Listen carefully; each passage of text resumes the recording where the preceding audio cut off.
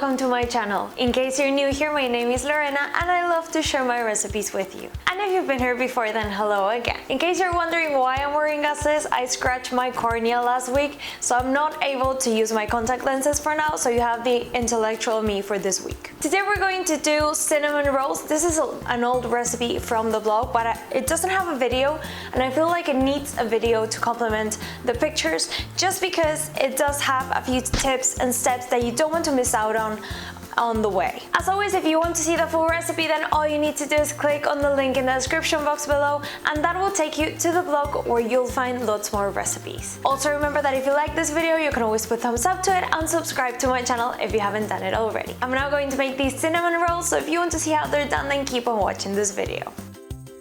To start, we're going to do the dough, and if there's something that I really worked on is on the dough, because I actually tried it 4 times before I decided that that was it, because I like them to be gooey instead of crunchy, and that you can actually peel it off and eat the layers as you go. We're going to add the milk, the butter, the vanilla essence along with an egg to our dry ingredients and then mix them in, and the result is a really sticky dough, and that's perfectly fine. In the bowl with the dry ingredients, I have flour, yeast, sugar, and also salt. You want to make a hole in the center of the dry ingredients and start incorporating the wet little by little.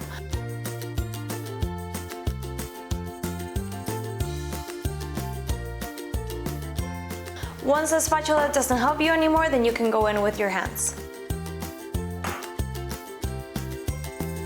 You'll notice that it's really sticky, and that's perfectly fine.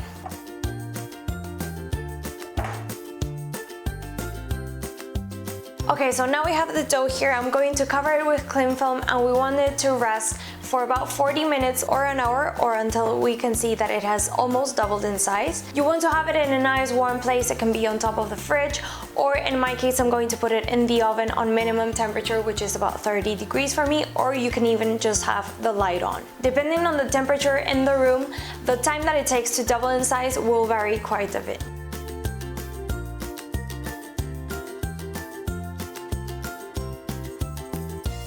Now that the dough has proofed, we're going to stretch it out, and you want to have it nice and thin, just so that you have as many layers of dough and cinnamon as you can, because that's the best part. And you want to make sure that you flour constantly the surface, just so that it doesn't stick. So every time that you roll it, make sure that it's not sticking or that it doesn't need any more flour.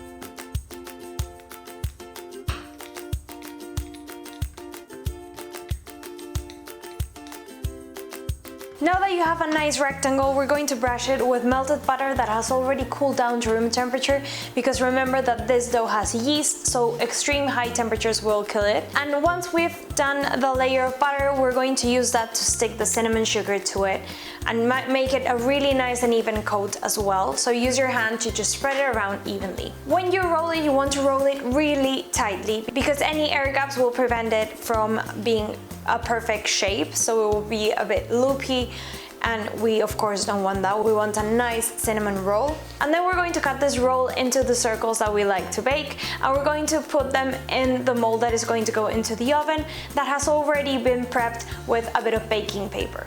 This will prevent them from sticking when you want to take them out of the oven.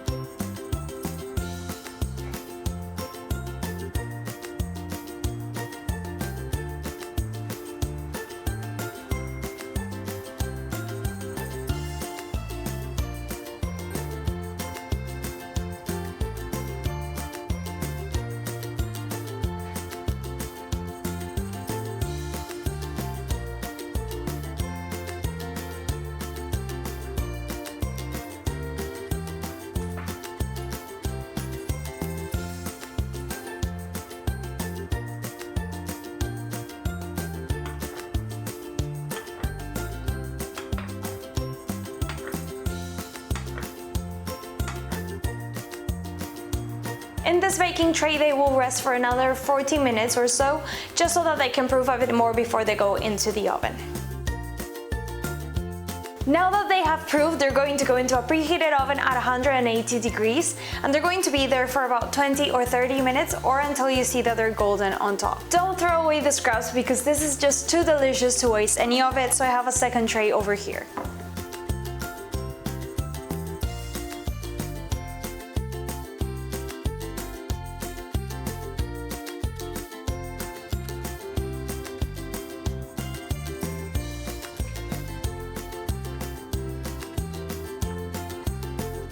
These cinnamon rolls are now ready, and they really don't need a glaze, but if you want to add, that thick cream cheese glaze on top, then you can use the frosting from my carrot cake recipe. And just look how gooey they are, how it pulls apart, and it's just extremely sugary, and with all those layers, it's just the perfect cinnamon roll.